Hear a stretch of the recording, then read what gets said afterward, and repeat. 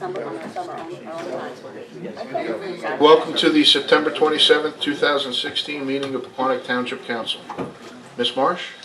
In accordance with the requirements of New Jersey's Open Public Meetings Act, notice of this meeting was included in the annual meeting notice, which was filed in the office of the Township Clerk, posted on the bulletin board in the municipal building, published as a legal notice in the Suburban Trends newspaper, and distributed to all persons requesting notice in accordance with Township policy. Please join me for the Pledge of Allegiance, followed by a prayer and a moment of thanks for our individuals serving our nation. I pledge allegiance to the flag of the United States of America and to the republic for which it stands, one nation, under God, indivisible, with liberty and justice for all. Most gracious Providence, we ask that you bless this governing body with an abundance of wisdom and understanding, so that every deliberation will result in actions which will promote the common good and the general welfare for all the people of Pequannock Township. Amen. The clerk will please call the roll. Mrs. Florence Lynch? Here. Mr. Phelan? Here. Mr. Vanderhoff is absent. Ms. Winterfield? Here. Mayor Cole? Here. The next item on the agenda is presentations. We're going to begin with a proclamation on bullying prevention with Mr. Hazler.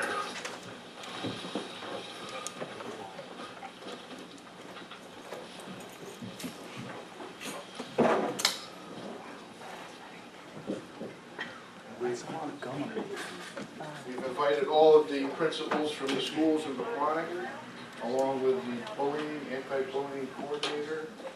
Is that right? Ms. Brashek's the anti-bullying coordinator. This was her idea. So. Wish it was mine. Okay. So the proclamation reads, whereas bullying is a physical, verbal, sexual, and emotional harm or intimidation intentionally directed to a person or group of people. And whereas bullying occurs in neighborhoods, playgrounds, schools, through technologies such as the internet and cell phones. Whereas various researchers have concluded that bullying is the most common form of violence affecting millions of American children and adolescents annually. And whereas thousands of children and adolescents are affected by bullying annually. Whereas targets of bullying are more likely to acquire physical, emotional, learning problems, and students who are repeatedly bullied often fear such activities as riding on the bus, going home, going to school, attending community activities. And whereas children who are bullied are at greater risk of engaging in more serious violent behavior. And whereas children who witness bullying often feel less secure, more fearful, and intimidated. Now therefore, on behalf of Pequannock Township and its residents, Mayor David Cole and members of the Township Council do hereby proclaim October 3rd as Blue Shirt Day, symbolizing the World Day of Bullying Prevention. All members of the community are encouraged to wear blue shirts on Monday, October 3rd, signifying bullying prevention in schools, students, parents, recreation programs, religion, institutions, community organizations, and encourage participants in a variety of activities through October 2016, which is designated as Bullying Prevention Month. So we have one for each school: Pequannock Valley School, Hillview, White, North Boulevard, Ted, Stephen James Grace, and one for the high school. Thank you. Thank you very much. Do you want to say anything, Rich, about it? Yeah, sure.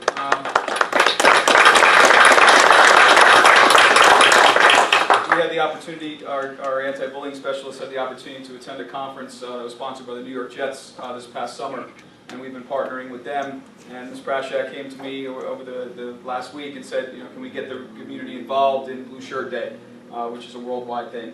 So I asked Mayor Cole, and immediately he got back to me, and I want to thank the Town Council for supporting this initiative as we educate our students.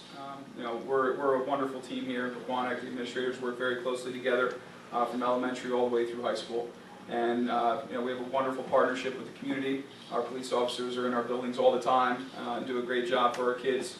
We see you at all of our events, and you know, the community is just a great place to be. And so thank you on behalf of the school district for supporting this initiative. It's out on the marquee, October 3rd, so everyone, if you please promote, wear blue shirts on October 3rd. So if you're on Twitter, you can do a hashtag Blue Shirt Day. You know, take a selfie or group shots or whatever you do.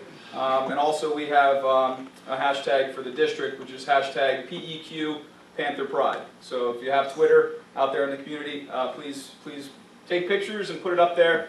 And we look forward to, throughout the month of October, being involved. Tonight we have a program at the high school that we're running off to. And then we have October 3rd, we have a program for parents. Josh Dreen is coming, who's a motivational speaker. So we encourage the community to come out to that as well. So check our websites, we're always doing something. But again, we appreciate your support, Town Council and members of the community. Want to do a group picture real quick? Sure. While we're waiting for that, the Brian, wanna get it? presentation. We don't have a blue shirt. No, we do have a blue I have shirt. a blue shirt. You guys are set. Chris, you We're can ready.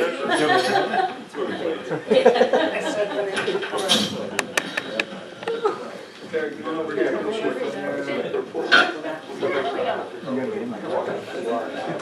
Come on, it's your birthday. My birthday too. All right. Thank you.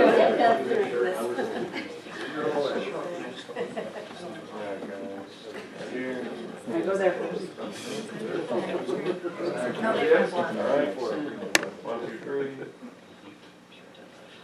Sorry, one more.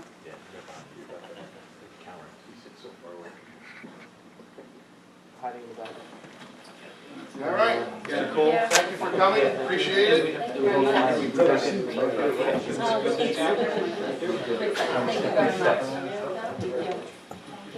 very much. Thank you very much. Huh? We're blowing up on your phone or something. Thank you, gentlemen. And the community and parent presentation from Josh Dreen, our speaker, is going to be at 7 p.m. at Pequannock Township High School on October 3rd in the auditorium. So all parents and community members are welcome, so please join us. Thank you. Thanks for bringing it to our attention.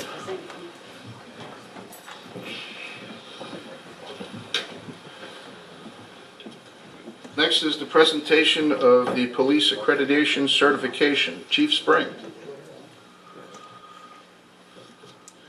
He's busy.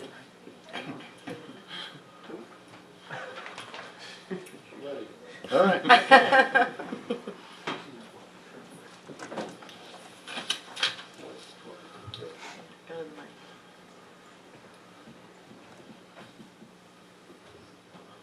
So the captain called me as I was sitting in a parking lot because I had the appointment for 7:30. So, but in any event, I always show up early, and today proves that it's a good thing. You always say early. So anyway, I come here, and I appreciate the privilege you allow me here tonight because I come to recognize your police department as belonging to an elite group in the state of New Jersey that only some actually have achieved. The Pequannock Police Department has become accredited by the state, by New Jersey State Association of Chiefs of Police, which is the legitimate accreditation authority. I'll be fine in 2 seconds. The legitimate accreditation authority in the state of New Jersey. And to add some context to demonstrate the significance of what they have done, there's over 470 police agencies in the state of New Jersey that would be eligible to apply for accreditation in the state of New Jersey. Of those 470, only 162 have been accredited. So that's about 33% of those that will be eligible. But it's not because they're not trying, it's because the process is a very rigorous process and certainly involves a commitment not only from the chief, the rank and file, but the local government. So if you indulge me for 2 minutes, I'd like to share with you some of the details of the significance of that achievement. Accreditation is a process. The foundation of accreditation lies in the adoption of standards containing a clear statement of professional objectives. Accreditation is a progressive and time-proven way of helping law enforcement agencies calculate and improve their overall performances. It is a certification by an independent reviewing authority, in this case the New Jersey State Association of Chiefs of Police, that the accredited agency was carefully measured against an established set of not only state but national standards And in the case of the Pequannock Police Department, I'm proud to say, in many instances exceeded accepted practices in the field of law enforcement. I'll address that in 30 seconds. This research shows, and I know taxpayers certainly like to know, that agencies that become accredited have 11% fewer professional liability claims, 18% fewer worker compensation claims, and 31% fewer auto liability claims. That is because their structure and their policy. And so, as I say, police officers are actually scripted.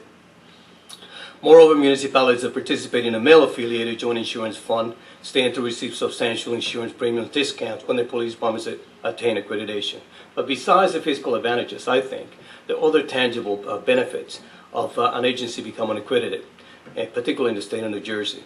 So accredited agencies are better able to defend against lawsuits and citizen complaints. Accreditation provides objective evidence of an agency's commitment to excellence in leadership, resource management, and service delivery. Government officials can be more confident in the agency's ability to operate efficiently and meet community needs. Accreditation embodies the precepts of the very important concept, as we know in today's policing, of community-oriented policing. It creates a forum in which police and citizens work together to prevent and control challenges confronting law enforcement and provides clear direction about community expectations. Very importantly, accreditation standards give the chief a proven management system of written directives, sound training, clearly defined lines of authority, and routine reports that support decision-making and resource allocation. And as I see many of them here tonight, officers in accredited agencies are able to take pride that they have been objectively recognized for their professionalism and adherence to the highest standards in law enforcement today. Now, at the end of this long and rigorous process that I explained, that I mentioned earlier, there's a final on-site. It's a 2-day visit. We actually come here and we make sure that they have proof for the 105 standards that are required to meet compliance in the state of New Jersey. Now, many of those standards require several proofs. There are different parts of those standards. So there's multiple proofs that they have to actually show that they do have in hand. There's also a report that is generated, and I just took a couple of examples of that report that eventually makes its way all the way to the commission. In it is said that the agency makes maximum use of existing physical space within its police facility, which is very important when you talk about sensitive areas such as property and evidence, for instance. The assessment team received written correspondence speaking highly of the agencies, its degree of professionalism, and in support of their efforts towards their pursuit of accreditation. The department utilizes state-of-the-art automated license plate readers, new mobile data terminals equipped with electronic traffic summons printers, and in-car high-definition video cameras, which is very important in today's law enforcement. But the one thing that actually is most remarkable about the Pequannock Police Department and their quest to achieve accreditation is that in that visit that we pay them at the end, not only do we raise the level of stress, but we actually look for anything. And it could be a grammatical error, it could be a clerical error in one of those proofs. So very few agencies actually pass that final on-site without one single issue found. Well, count the Pequannock Police Department among one of those agencies that had a perfect on-site assessment. So if I were to grade them in a very traditional way, I have to give them an A+. So the chief deserves the credit as well as the rank and file. So it is the opinion of the assessment team that the Pequannock Police Department is a highly professional and committed agency which exemplifies all of the tenets of law enforcement accreditation. So therefore, the New Jersey State Association of Chiefs of Police and the New Jersey Law Enforcement Commission congratulates Chief Brian Spring, Accreditation Manager, Captain Christopher. We'll come out the steps now. I know I'm not going to be able to say it. The members and the staff of the Pequannock Police Department, the mayor and council, and those citizens that they so proudly serve for achieving accreditation, joining a very exclusive group of law enforcement agencies that have made this important commitment to excellence in policing. So to all, the chief, the rank and file, I say congratulations.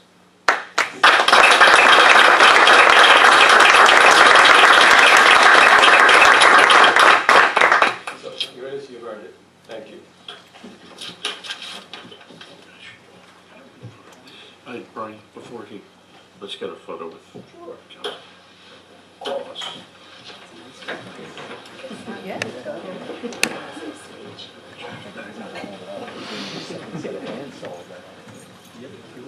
That's better.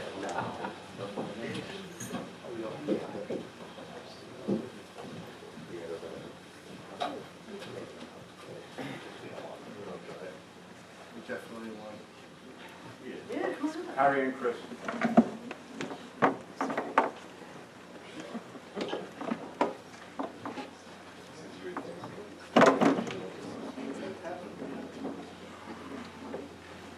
Right here.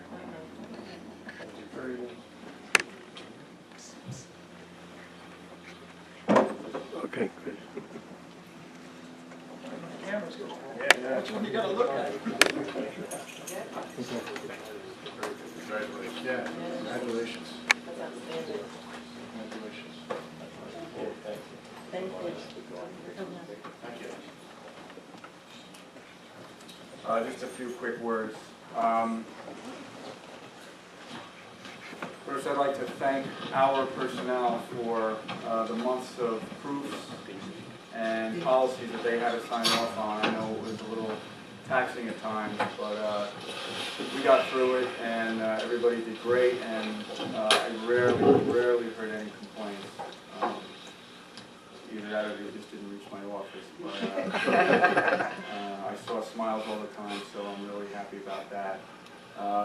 And a huge thanks to Captain DePike, who I'm convinced if he hadn't taken over as our accreditation manager, we would not have done it. He took what could have been a 2-year cycle, and I think we had everything completed in about 9 months as far as proofs and policies. And again, Chris has a funny way of complaining, and his complaining is mostly joking, and he did a lot of joking. So. Again, he always kept a smile on his face, and he was just incredible with this whole thing. I look forward also to continue to work with the State Association to maintain accreditation, and to the Rogers Group, who of course was instrumental, and they'll be great in helping us maintain this whole thing. I also have to thank our governing body. You know, we undertook this thing, we decided to do it a few years ago with their support, and without their support, it wouldn't have happened. You know, I've been chief now for 12 years, and I have to say we are very lucky as a police department to have such a supportive governing body and our township manager.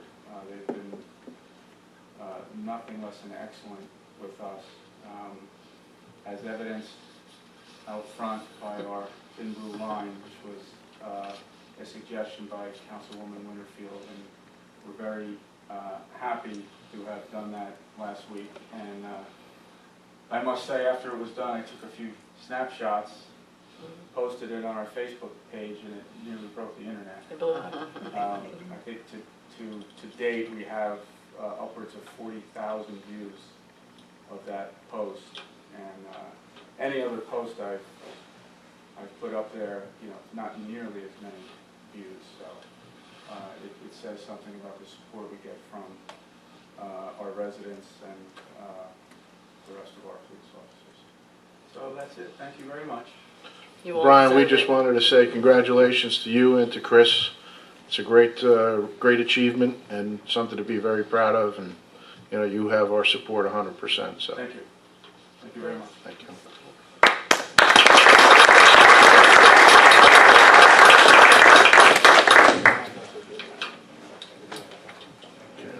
Wait for a couple more. At this time, are there reports or comments from any volunteers serving our community?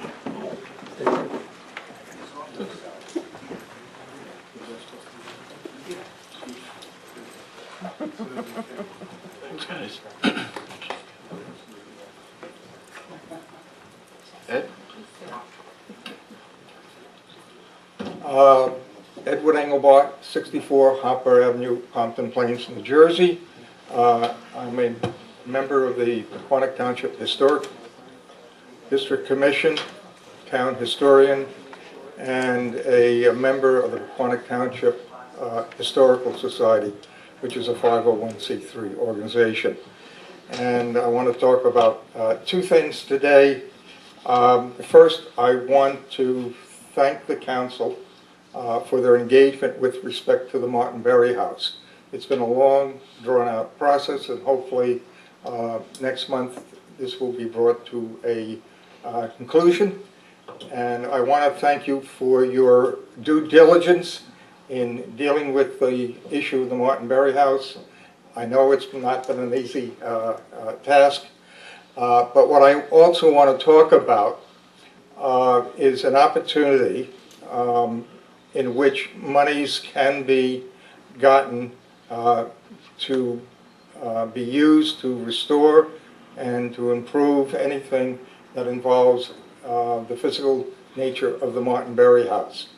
I had put in your drawers different material talking about a way in which the County of Morris has an opportunity for communities and 501c3 organizations can obtain funds to restore historic sites.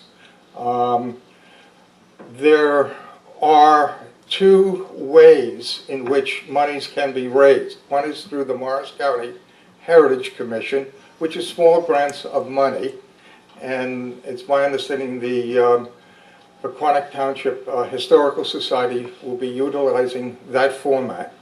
There is another way of raising dollars, grant money, in order to engage in the restoration of the Martin Berry House in the years to come.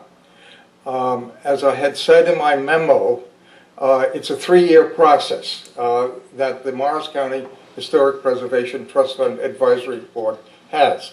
The town has gone through the first year through paying for and having prepared by a preservation firm what we call a preservation plan.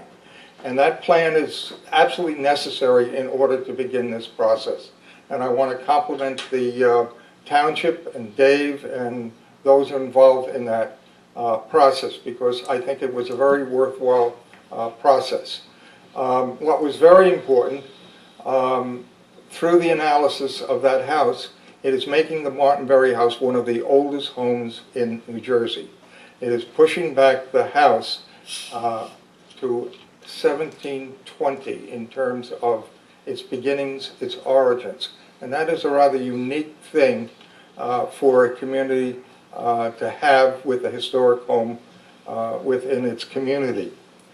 With regard to raising or gaining grant monies, what I said was you have a 3-year process. The first year the town has taken care of. The second year is the opportunity to put in for what they call construction grant funding. This process involves filling out an application form through the efforts of the town, hiring a professional firm to do that. And the construction grant is basically using information within the preservation plan, which has been done, together with personnel from the township, the Historic District Commission, and the society, talking about how they want the house to be improved with what we call immediate issues. And the way that would be done is the town would go out and hire a firm such as the Holdeman Group that it did. It doesn't necessarily have to be the Holdeman Group. And payment for that group would be paid for on an 80-20 basis by the Morris County Historic Preservation Trust Fund. And what they would be doing, that firm would be doing, is determining what immediate projects should take place and the costs of those projects. And then that would be submitted to the Morris County Historic Preservation Trust Fund. And by and large, in most cases, the board approves those applications simply because it's a mandate of the Morris County Historic Preservation Trust Fund. And as I said, it's an 80-20. The town basically would only be putting out 20% of the cost of hiring that firm to do the construction document application. And once you get that done, you're set for the following year, which would be 2018, to put in for actual funding for improvements to the house. And once you're in that process, it can go on year after year. We have on the Morris County Historic Preservation Trust Fund, which I'm a member, a system which in some cases for the last almost 13 years some communities have been involved, not on an every year basis, but it could be after 2 years or 3 years. But gradually what begins to happen, and what we've seen, is that many of these historic homes in Morris County have been restored and fixed up and are a contribution to their communities. So I'm hoping that the town council will look over that information I've given them. I've also included within the packet of material that I gave you the type of application that would have to be done by this private firm that the town council would hire. By doing it for the 2017 year and getting that done, you save yourself a year in this 3-year process. So that is my recommendation to you. The other thing that I wanted to speak to you about, the Historic District Commission is involved, and this has been the last 5 years, with a group called the Pathway to History. And the Pathway to History is where about 20 historic sites throughout Morris County open their homes and historic sites to the general public, and it takes place on a weekend. And in the case of the Pathway Group this year, it's going to take place on October 8th, which is a Saturday, from 10 a.m. to 4 p.m., and on Sunday, October 9th, from noon to 4 p.m.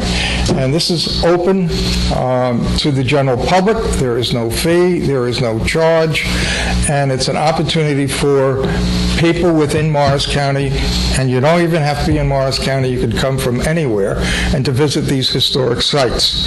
And I'll pass out the booklets here so that the council members can see what's involved. Those that do visit the site will actually get a bigger version of it, which is this. And this I was planning to give to Jean Meyer, but Jean is not here, okay, in order to get some extra PR for this activity. The booklet that you're looking at, and this booklet has actually won an award 3 years in a row. And this award has come from the League of Historical Societies of New Jersey, which the Pequannock Township Historical Society has recently joined. And it is put together in a manner that is very encompassing, and it gives people an idea of many of the historic sites which Morris County can be very, very proud of, which people can visit and see on their own. They don't have to go to all places. They can go to whatever places they want to that are listed among the 20 sites. In the one booklet, we have a section on our site, which is right now the Cotton Plains Railroad Station, which is now the Town Museum. The historical groups that are part of the pathway of history are looking forward toward the Martin Berry House as being open to the public next year, whether complete or not complete, so that people can see what this house is like and get an idea of how it has existed over the time period from as early as 1720. So those are the things that I want to talk about, and I just want to conclude by one other thing. As you know, the society that's involved with the Martin Berry House has close to 100 members right now. And one of these members recently wrote me a letter, rather unusual these days for somebody to type a letter, but I did get one letter, and I just want to read this letter. It's very, very, very short. And this is from a person who is from Florham Park. So we actually have members as far as Florham Park and other communities besides the township of Pequannock. And it says, "Dear Ed, thank you for your call in reply to my letter. Your thoughtful update was most appreciated. You know that I have long supported the preservation goal of Eleanor that the township of Pequannock acquire the property and preserve the Martin Berry House. You suggested that study of the building may date it earlier than 1750, even as early as 1720. This is definitely a very good prospect, which might inspire some young people in town to research, write, and publish new historiography for their town, neighbors, and other young people who follow us.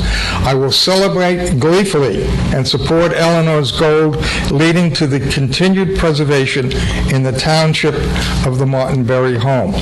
And this came from a person from Florham Park that has known Eleanor for many, many, many years, as well as had always an interest in the Martin Berry House and its preservation. So thank you very much, and I want to congratulate the police who are gone from their certification, and I think the town can be very proud of that, and the council can be very proud of the fact that they have supported our policing organization within our community. So thank you. Thank you, Ed. Thanks, Ed. You know when that has to be? Okay. Any other volunteers serving our community? Next on the agenda is public comment. This public comment period will be limited to a total of 30 minutes. An additional period of public comment is reserved later in the meeting. Individuals are requested to limit their questions and comments to 3 minutes. If anyone wishes to address the council, please wait to be recognized. Come to the microphone, provide your name and address for the record. Don't all come up at once. Okay, there being no further comments, next on the agenda is public hearing, ordinance number 2016-13. Mr. Oostdijk, I believe we need to reschedule this hearing. We do, Mayor. This needs to be carried to our next meeting. We left it on the agenda just in case we had somebody here who might want to comment on it, come out tonight to comment on it. So if someone is here and wants to comment on it, we'll hear them. If not, this will be scheduled. We'll have a public hearing at our next meeting. Okay. Is there a motion to reschedule this public hearing to October 11th, 2016? I'll make that motion. Is there a second? I'll second. All in favor? Aye. Aye. Next on the agenda, there's no ordinances scheduled for tonight. Next on the agenda is resolutions. Ms. Marsh. Resolution 2016-166, authorizing tax office refunds, overpayments, or cancellations. 2016-167, authorizing release of designated escrow deposits.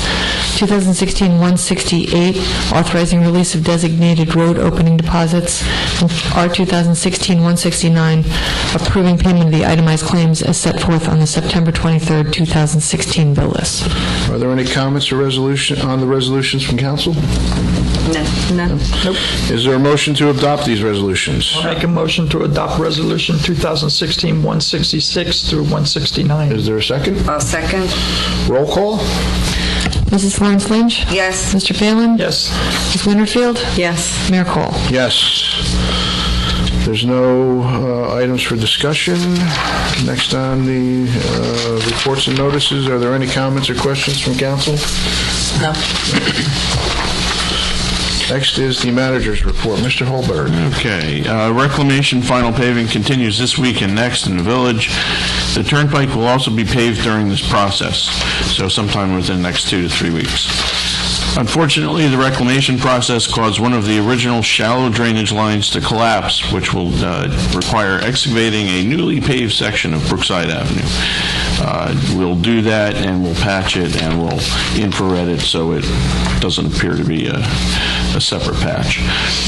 Various routes for water mains to service the elevated water tank have been evaluated, and cost estimates are being developed. During October, council will review the alternatives and determine a final route to be included with the bid specifications. Also in October, we will review the sewer rate based on the sewer bond refinancing. I will be requesting council to consider a change in the sewer rate for 2017. If there are any other issues like rate structure that you would like to look at, kind of send me your thoughts, and we will develop possible rates, however you want to see them. I want to see him go down. I want to see him go down, right? That won't be short discussion. All out of rabbits. Right. Just a quick question, Dave. We were planning on hooking this into Sunset, the water tank coming down? Yes, but there are various routes to get there, and each one, distance, size of pipe, permitting, and type of construction all play a factor into cost and time frame.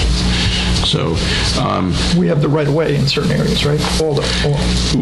Yes, and we could be using right of way. We could be requesting easements. We could be going across a combination of private and public property. It turned up to be 3 routes that we actually evaluated. So when you request an easement from somebody, you pay for that easement, correct? Not necessarily. What do you do? Twist their arm? We ask nicely. Oh, okay. Right, okay. I'm sure you get a nice answer, too. Sometimes. Anyway, that's coming. Okay. All right, thank you. Next on the agenda is council reports and announcements. Councilwoman Florence Lynch. Just a couple things. I understand the annual flood outreach letter went out today, I think, to about 1,400 residents from the town. That's something we do every year to give homeowners information about what to do in the event of a flood. What else did I want to say about that? Oh, have any of you been able to open up that flood app that the chair of the flood committee came in and talked about last month? I just wondered if anybody had any luck looking at it. No one's tried yet? I'm waiting until I get my iPhone 7, which is next week. Yeah, no, I know it's a little. I tried and I can't. It's a little cumbersome if you don't have the right equipment. It's asking for a password and an email. There is no password. I can't get past it. But I'll follow up and see if there's, I'll try it with the flood. Did you get in there? Flood committee. Yeah, I haven't had a chance to play with all the different options. Okay, I'll see if I can't get it to you easier, because you had to load it and everything, or download it yourself. So I'll see if. Are there any legal issues that should be looked at that with the private entity doing something public, that there should be some kind of agreement if there's misinformation or anything there? Bob, is there anything with intellectual property or anything you should be looking at that? We can look at it. I don't know. I'm just asking a question. Yeah, I'm just we asking can take a look question. at it, Ken. Yeah, I'll take a look at it. Okay. That means you got to download it, Bob. Yeah, I'll send you. when you do that, let us know. I know Ken Hardy, Maybe the have your chair, one had of your sat with daughters take a Dave, look I at it. think, had talked to Dave about it, but, and it just has some links and information. Okay. What else? Our Economic Development Committee will meet tomorrow night at 7:30, and I wanted to ask, did we have any luck getting the pictures from the field trip? I have to convert their size. Okay. My camera takes very large photos. Okay. it's easy to do one or two, but Yeah. there were so many that I. Why don't you burn it on some CDs? Okay. Or can you drop it on a shared box? I could do that. Just burn it on CDs. Yeah, do you guys have access to Dropbox? Yes. Yes. Yeah, I could. Dropbox Just drop it them is. somewhere. Yeah. All right, thank you. What else? And I think that's really it. I just wanted to mention October 15th is Shred Day from 9 to 1 here at the Municipal Building. And police will also be on hand to collect prescription drug. You can do the prescription drug drop-off that day as well. So they've added that to that day. And I think that's it. I don't really have anything else. Okay, Councilman Phelan. I just wanted to mention that the hoedown seemed to be a great hit. Yeah. A lot of people there. I think the town does a great job with this hoedown, and look forward to it every year. So that's it, Dave. Thank you. Jay's not here, so Councilwoman Winterfield. I just want to say that I will miss the October 25th council meeting. I'll be away in Spain. Did I hear the word Enjoy. Spain there? Yeah. So if we're going to be doing all those sewer things, I don't want to push you, but if we could do it. Okay. Or the one after that or before, yeah. I try You know, not. that stuff is near and dear to my heart. I don't I want try miss not it. to schedule, in-depth discussions when people are missing. Yeah, well, so I just want to let you know. I just wanted to say that Ed failed to mention that the Historic Society is running a trivia night on November 12th at the Senior House. That's a fundraiser. Is that dedicated for the contents of the house, or no? Yes. It is. Yeah, because I understand there's a estate sale being scheduled, and the Historic Society is trying to raise money to purchase a lot of the contents from Eleanor. So that's November 12th at the Senior House. I'll be handling the questions. Nobody's going to pass. Everybody's going to fail. I'm sure you studied your history of the body. Can I get the one, how many pizzerias? Nail salons. Wouldn't be that simple. Oh, no. What else do I have? One thing is I wanted to mention is I just noticed, and I don't know if we're because Bill Pereira, retired and all that for short personal, but I noticed a lot of commercial, like advertising signs on lawns, especially about the sewer and painting, and it's starting to look like really just junky around, especially down Sunset. That'd be the zoning. Zoning, actually, Ray Metzger is the enforcement guy. If you see something, and actually during my morning walk, I take photos. So Well, Sunset has a lot. Where all the new sewer, that thin There lane. were a lot. We issued a letter, and normally you go to the homeowner, but because they were all the same sign for the same contractor, we went to the contractor and said, it's time. And then 2 weeks later, he did 3 more installs. Right off the block, so we moved. Right. And there's one on the other side for some kind of custom, Yes. whatever. It's starting to look like down that drag. It's starting to look like it looks so nice with the new road and everything paved and all that. And then we get all these signs. And for a week or two, who cares? But when they're there for like 3 months, The ones on Sunset, I'm aware of. There's a couple on the Turnpike I'm aware of. If you come across anything, either send me a quick email, text me, whatever, and I'll great. follow. All right, thanks. That's it. Okay. I got a few things. I bought tickets for the First Aid Squad Billy Joel concert. That's October 15th. Company 2, being that Jay's not here, Company 2 Firehouse Fish and Chips is October 20th. Company 1 Firehouse Beefsteak is November 5th, $40 a ticket. It's a great night. The fish and chips are great, and the concert last year was great. So if you can support that, it would be great. The blue line out front, Dave, absolutely did a great job with that. So really appreciate that. Thank you for the idea. Sorry, great. sorry Wayne beat us. That's all I'm right. disappointed, but it came out nice. There's going to be 3 workshops for the opiate addiction. The first one is October 18th from 7 to 9 at the First Reformed Church. There's 3 great speakers coming to that. So if you can attend that, it's an epidemic that's all over New Jersey, all over the country. So, there's a group now trying to do whatever they can to help in that situation, with that situation.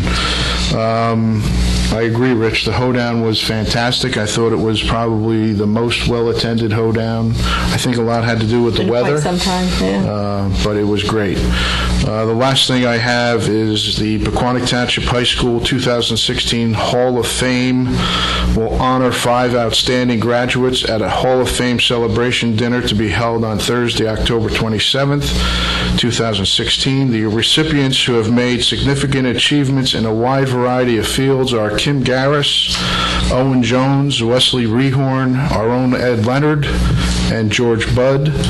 Residents are invited to attend the event, which will be held again at the Brownstone from starting at 7. Checks made out for $50 mailed to Pequannock Township Board of Education. They need to be sent by October 17th. Any questions you can ask Mike Baru, who is the Assistant Principal / Athletic Director, and please come to honor these remarkable graduates. And that's all I have.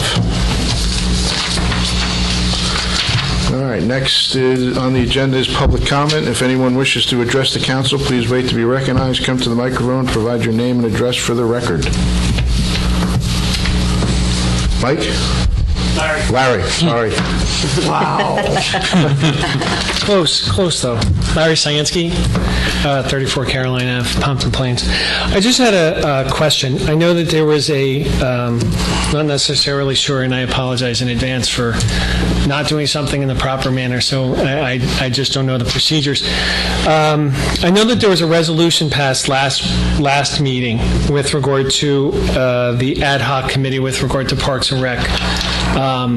And I just had, I guess, generally a question about that. So, am I allowed to ask questions about that? Ask it whatever you want. Anything you want. What is the purpose of the ad hoc committee? I understand from what I read online, I think I saw the agenda for the previous meeting, but not the minutes from that meeting, I think because they have to be approved. Is that? It was a logic conclusion that I came to, that's why they weren't there. The purpose of the ad hoc committee, and I understand the concept, is to see the feasibility of it, but I guess I'm looking for a little bit more understanding of what the makeup of the ad hoc committee would be and what they're looking to get out of it. Well, the purpose is to explore the possibility of doing a joint facility, with the Boys and Girls Club. The Boys and Girls Club has a site. They, to a certain extent, have plans because there is a portion of their building that is unusable.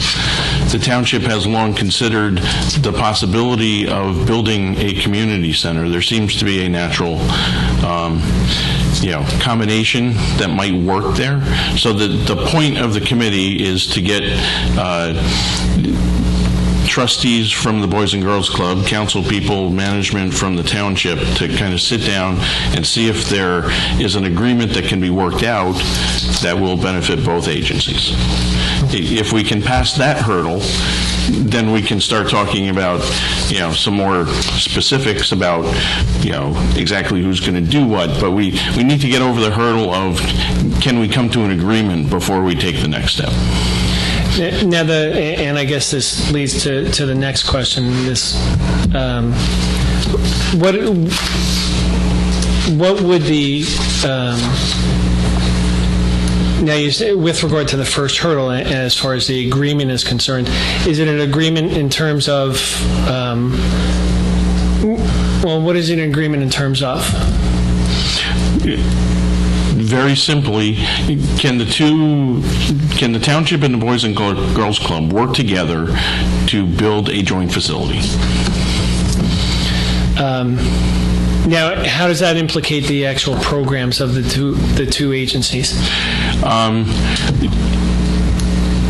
That so far down the road, Right. It would be hard to say. Okay.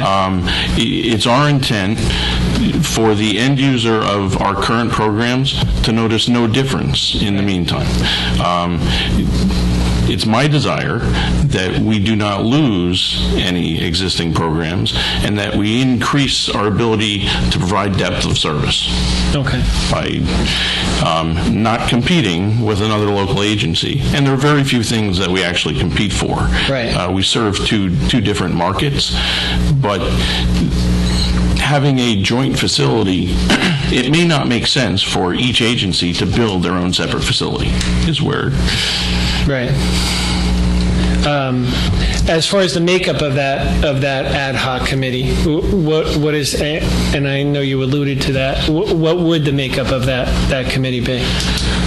Initially, it's a member of governing body from each agency, a member of management, and a representative of, I'll call it high-level recreation staff. Okay. And is it the, well, I guess my question is it something that, is there a direction that the town or the board wants it to go in? Like, are we in favor of doing something like this? Are we not in favor of doing something like this? Or is it really, we're just sort of tossing it up in the air and see if it's feasible?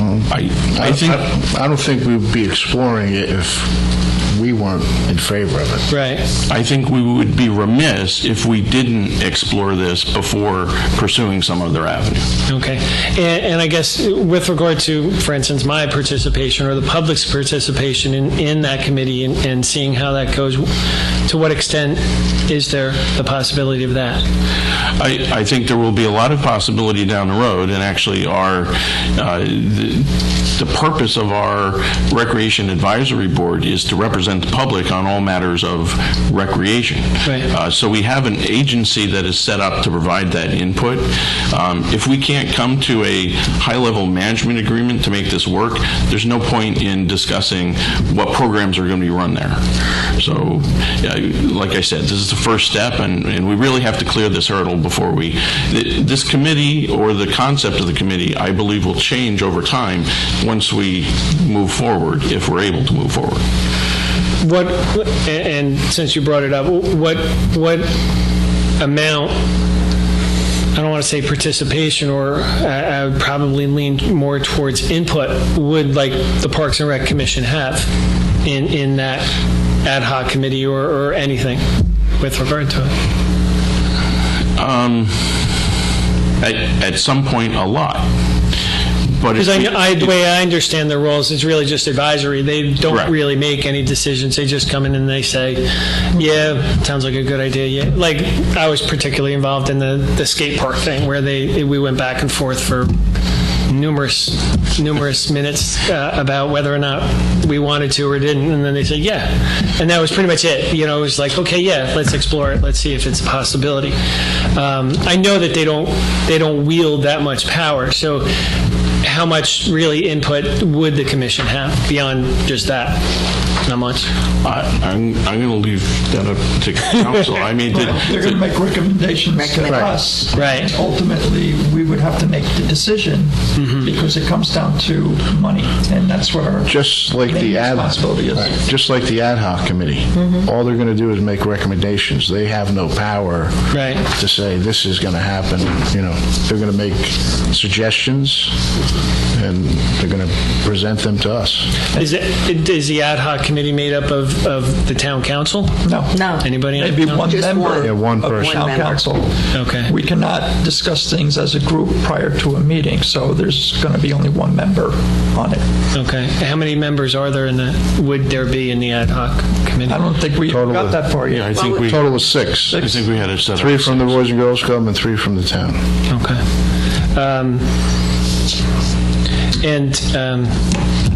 Since I'm up here and I'm asking the questions, Was there any discussion about it tonight? Nope. No. Okay. Any anticipated action on any of that at any point in tonight. time in the near future? Next council meeting will probably be Yeah. appointment. Probably do appointments, yeah. Okay. And I know you had mentioned this, so I apologize. And the appointments would be what? One council member, one, Management. Right, And one employee, and then one management person from the Boys and Girls Club, one board of director person, and one employee.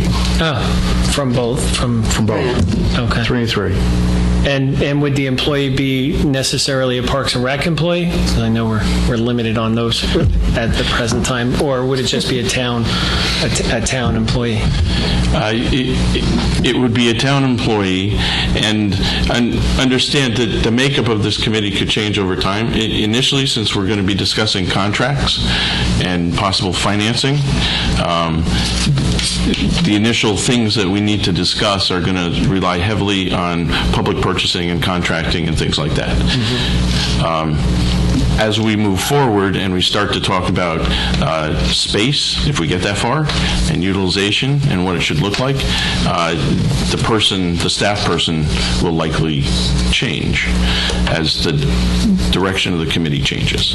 Well, I imagine that at the onset, the initial setup or people would be more in an analysis of just as the wording was, the feasibility of the concept, and then as you move on, once like you're saying, that hurdle is taken on and achieved, you would move on to, if it is, then you would go on to whatever else that next possibility. Can I ask a quick question? At some point, and my hope is that this occurs relatively quickly in time for discussion with the 2017 budget, is that this committee comes back with a recommendation for a potential contract and a potential financing plan that can then be discussed by council.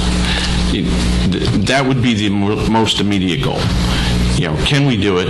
What does the contract between the two agencies look like? And how much are each going to pay? It comes down to the money, which is kind of what Rich said. So once we get to that, and if we can do that in the next 6 months, that would be great. Right. Then we can move on to more building design and recreation components and things that are actually going to impact program. My question now is, I'm sensing that you're concerned. Is that the correct sense? If I wasn't, I'd be home. So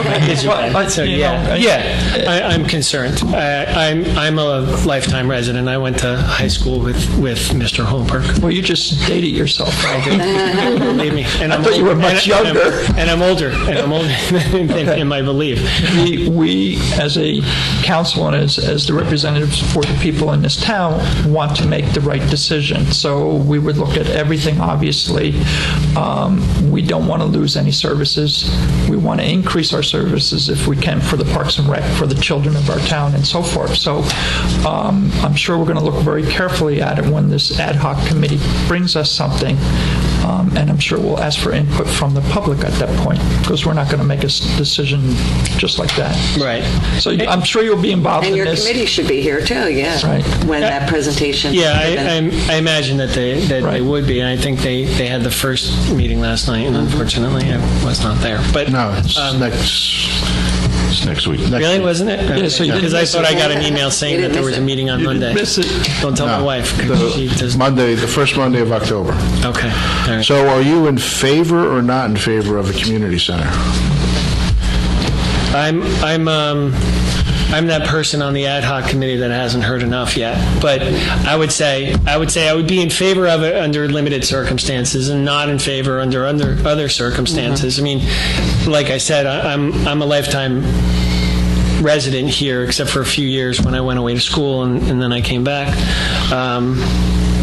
I have, my roots in certain programs. I'm a big soccer guy, and I've been involved in the program as it stands today, probably straight for the last 20 years, and then before that, off and on since the early 90s. So I see certain programs, and I've been involved in certain programs, and I understand the makeup of Parks and Rec is dramatically changed from the way it was when we were in high school to 20 years ago to 10 years ago to last month.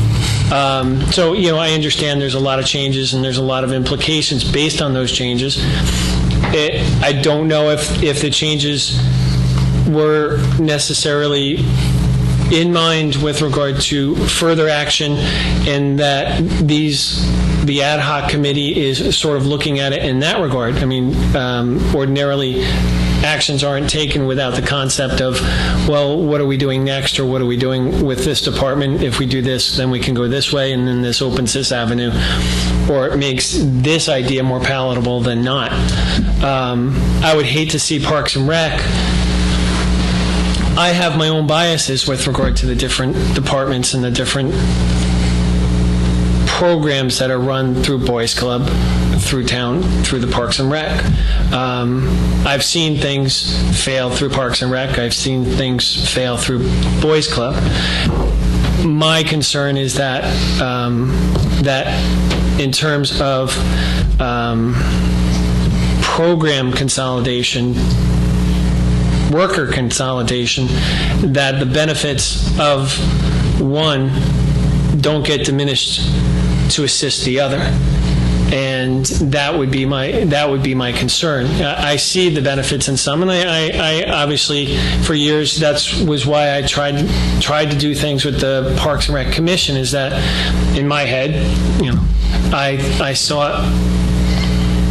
thought that I would be able to have an input in something, one of those things where if you want something changed, you have to be part of it. So I sought to be part of it. I tried that with the Boys Club as well. It didn't work so well with the Boys Club. So not as an alternative, but as more of a familiarity, I went back to the Parks and Rec because I've just involved in them for so long. So in any event, I'm not necessarily not in favor. I'm not necessarily in favor. I think under probably certain circumstances it would be a great thing. But then again, under certain circumstances, I would probably be upset if certain things changed. So like everybody else, close to it, right? Keep an eye on it. Stay close to it. Right, which is sort of like why I ran in here in the last minute and jumped up here in a timely moment. Right, so we give everybody 3 minutes since we'd like for you to say. I took quite a bit, so I apologize. So my offer to you is, call me and, I'll talk with you, through some of your concerns, because I understand. We have some similar experiences. Right. So I will say generally that the facility should support the variety of programs that are already in place. Right. To further what already exists in terms of what we offer the community, and potentially be able to offer more. It's not my desire, and I don't think it's the council's desire, to alter how recreation is provided, because a lot of people really like the recreation that we offer in this community. Right. It's there's a wide variety for a relatively small community. So the idea is to build a facility that we might not be able to achieve individually to support what already exists. Stay tuned. I just wanted to make one comment. I was going to say, Larry, you're not alone, because since we talked about this at the last meeting, I've had people approach me, and that's their biggest concern. It's not like anybody's really against a possible joint facility, but they're concerned that the township's going to lose its identity with the programs that we have. You know what I mean? Just like what you were saying with the recreation program. They don't want the programs to necessarily intermingle. So, I mean, there is some concern. Right. So you're not alone, because I've had quite a few people approach me about it. And I would agree, because there are things that are unique, yeah, great word, unique to Parks and Rec. All of the cooking and the princess programs and all of those things are so unique to the Parks and Rec department. Now, sports are not necessarily unique. Perhaps the recreation soccer is, only because it's just been there for so long, and it's one of the bigger, I don't know everything, but bigger programs of Parks and Rec. And I'll just throw this out there, not because you asked, because you didn't, and only because you're letting me talk for so long, is that one of the things, and I've talked to a lot of people, and I speak to a lot of people only because I do help run the rec program, and I'm involved in a bunch of rec soccer program, involved in a bunch of stuff, and we talk about these things, is that the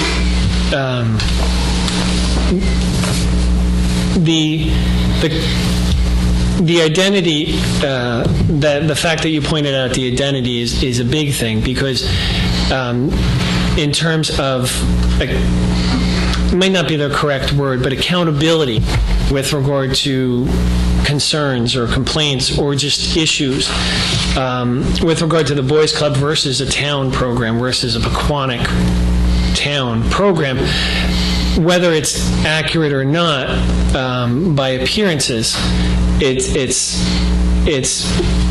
miles apart. And it's, for instance, it's easier for somebody to pick up the phone and call up somebody at Parks and Rec and say, I have this issue with this program, and then within a day, that phone call is addressed and that person is contacted, and that issue is resolved. And I'm not saying that this is accurate with regard to all issues, but for instance, with Boys Club, and this has been my experience with a few things, in that there's a completely different hierarchy there. There's a different master that they are reporting to. And it may not be true, but I don't know enough about it, that, you go to them with a concern and you're told, okay, we will get back to you, and then perhaps you're not gotten back to, or, I'm sorry, that's the policy of the Boys Club, which isn't necessarily in line with what would be or should be or could be the policy of your town. So you want your town, like your identity, what you're saying, you want your town to be, I want my town to serve me, because I'm the resident and I pay you my taxes. And not just because of that, because I'm part of Pequannock, I'm Pequannock. But the Boys Club is a Boys Club, and they operate under different rules and different, people and those kind of things. So, I think that those are some of the issues that people look at and they say, well, I've had an issue and it really wasn't resolved, and the way it was resolved is because, well, that's the policy of the Boys Club, and we don't change it, really. Your point is well taken. I'm sure we'll take that all into consideration. So, anyway, thank you very much. I'm sorry for taking up your time. Thank you, Larry. It's important. Thanks, Dave. Any other comments from the public? There are no minutes for approval this evening? Go. Sorry, Louise.